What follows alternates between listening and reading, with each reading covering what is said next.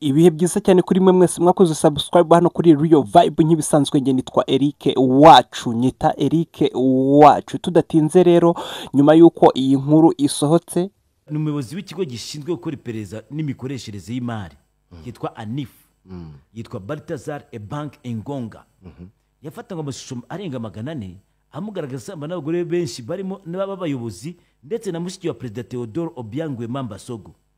Icyo ni abantu bakomeje kwibaza bati se bizagenda bite ibijyanye n'uyu muryango wa Barthazar, ko iyi nkuru yabaye akasamutwe. Iri mu nkuru ishobora kuba ari yo nkuru ya kabiri mu nkuru zagiye zivugwaho cyane ku mbuga nkoranyambaga ndetse no kuri bitangazamakuru bitandukanye hano muri Afurika ndetse no hanze ya Afurika, nyuma y'inkuru y'uko Perezida Donald Trump yaba yaratsindiye kuba cyangwa se yaratorewe kongera kuyobora iki gihugu cya Amerika. Iyi nkuru ya Barthazar cyangwa se Engonga Ebanga niyo iya kabiri ikurikira izindi nkuru zose zaba zaranditswe muri uku kwezi kwa 11. Ese byifashe bite cyangwa se bimeze bite nyuma yuko Barthazar abaye umuntu ukoze uduhigo? Reka ndeke kuvuga gukora uduhigo kubera ko ntabwo yakoze ibyananiye abandi, ahubwo yakoze igikorwa tutakwita ko ari uduhigo yesheje, cyangwa se kuko buri agahigo kajyana n'ibintu byiza umuntu aba yagezeho. Ese noneho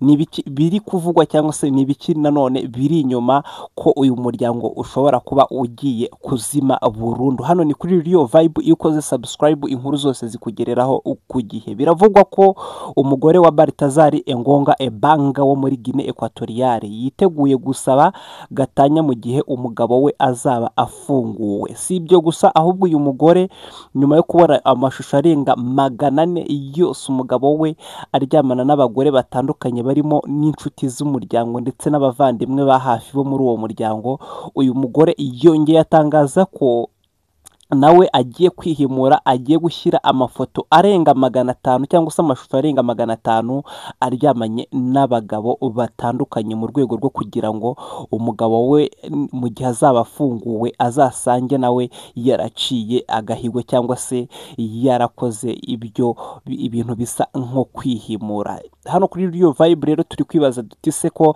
uyu muryango ari umuryango ufite abana benshi cyane, ufite abana barenga 5, ese abana bazakura babona amashusho cyangwa se amashusho ya mama we n'aya papa we biri ku mbuga nkoranyambaga nk'uko muri kuyibona hirya no hino ku isi?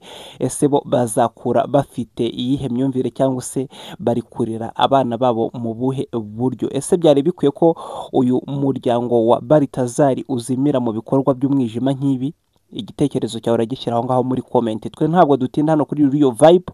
Iyo ukoze comments tubona ko ibiganiro byacu byakugezeho, iyo ukoze like ubudushyigikiye, iyo ukoze subscribe ubudushyigikiye mu buryo bukomeye.